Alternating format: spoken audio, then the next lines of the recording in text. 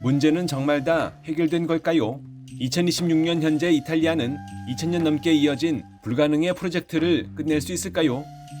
이탈리아 본토와 시칠리아를 가르는 메시나 해협을 지도로 보면 손에 잡힐 듯 가까운 거리라는 걸 알 수 있습니다. 그렇지만 이 좁은 바다는 인류에게 가장 집요한 미완의 꿈 중 하나였습니다. 단순히 기술의 문제가 아니었습니다. 이건 자연과 인간, 정치가 동시에 얽힌 문제였습니다. 이 이야기는 무려 2000년 전으로 거슬러 올라갑니다. 기원전 251년 로마는 포에니 전쟁 중 코끼리 140마리를 시칠리아에서 이탈리아 반도로 옮기기 위해 배와 나무통을 엮어 임시다리를 만들려 했다는 기록이 전해집니다. 완벽한 다리는 아니었지만 이미 이 시점에서 인간은 메시나 해협 위에 길을 만들고자 했습니다. 말 그대로 최초의 상상이었습니다. 그러던 1861년 이탈리아 통일 이후 이 프로젝트는 국가적 과제로 다시 등장했습니다. 북부와 남부를 물리적으로 연결하는 상징이자 국가 통합의 상징으로 메시나 해협의 다리가 논의되기 시작했습니다. 하지만 결과는 같았습니다. 설계가 반복됐고 계획이 발표됐지만 실행은 늘 멈췄던 것입니다. 이유는 생각보다 단순하지 않습니다. 지리적으로 메시나 해협은 아프리카판과 유라시아판이 만나는 지점에 위치하고 있습니다. 불안정한 위치로 인해 실제로 1908년엔 약 8만 명이 희생된 대지진이 발생했습니다. 당시 이는 도시 하나가 통째로 무너질 정도의 재앙이었습니다. 이런 곳에 수 킬로미터짜리 다리를 세운다는 것 자체가 상식적으로도 무모한 도전이었습니다. 바다도 문제였습니다. 메시나 해협은 지도만 보면 생각보다 좁아 보입니다. 실제로 가장 좁은 곳은 약 3.1km에 불과합니다. 이 해협은 전체적으로 약 32km에 걸쳐 이어지며 북쪽 끝의 수심은 약 90m 수준으로 알려져 있고 다리 계획이 잡힌 구간도 대체로 70m 안팎의 바다 위를 가로질러야 합니다. 게다가 이곳은 티레니아 해와 이오니아 해가 만나는 지점이라 조류가 빠르고 바람도 거셉니다. 소용돌이가 발생하고 물살이 뒤엉키며 바다 자체가 하나의 거대한 장애물처럼 작용해 교각을 세우는 것 자체가 극도로 어려운 환경일 수밖에 없습니다. 다음은 이권 문제입니다. 시칠리아의 코사노스트라, 칼라브리아의 은드랑게타와 같은 이탈리아 남부를 기반으로 한 조직범죄 세력은 대형 인프라 사업에 지속적으로 개입해왔습니다. 자재 공급, 인력 채용, 하청 구조까지 장악하며 예산을 빼돌리고 공사를 지연시키는 사례가 반복됐습니다. 심지어 현재 해협을 오가는 페리 사업 역시 이권과 연결됐다는 분석도 있어 메시나 해협의 다리 건설엔 걸림돌이었습니다. 정치도 빼놓을 수 없습니다. 이 프로젝트는 근대 이후만 보더라도 160년 동안 승인과 취소를 반복했습니다. 정권이 바뀔 때마다 국가의 상징이라는 가치와 세금 낭비라는 현실적 어려움이 충돌했던 것입니다. 그 대표적인 사례가 2000년대 초반입니다. 당시 베를루스코니 정부는 실제로 건설 계약까지 체결하며 착공 직전까지 갔습니다.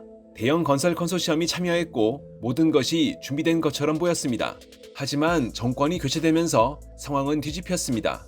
경제성 논란과 부패 우려가 부각되며 사업은 재검토에 들어갔고 결국 2013년 완전히 백지화됐습니다. 이미 투입된 비용만 막대한 수준이었습니다.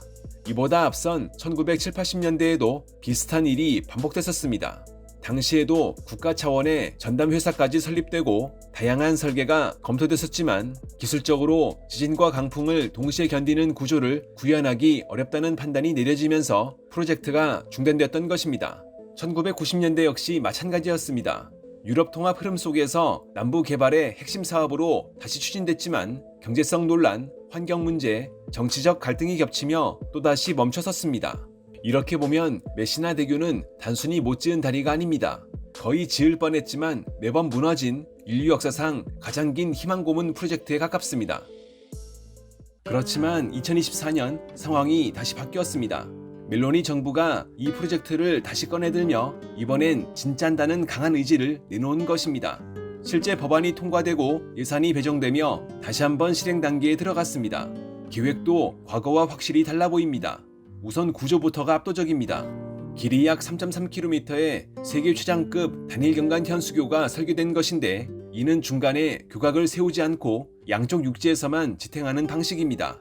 해류와 수심 문제를 회피하기 위한 설계인 것입니다. 다리 구조도 단순한 도로가 아닙니다. 왕복 6차선 도로와 철도 2개 노선이 함께 지나가는 복합 교량입니다. 차량과 고속열차가 동시에 통과하는 남유럽 교통의 핵심 축이 되는 구조입니다. 이렇다 보니 건설 비용은 상당한 수준으로 약 135억 유로 이상 추산되고 있습니다. 하지만 접근 도로, 철도 연결망, 주변 인프라까지 포함하면 총 사업비는 훨씬 더 늘어날 가능성이 높습니다. 일각에서는 200억 유로를 넘을 것이라는 전망도 나옵니다.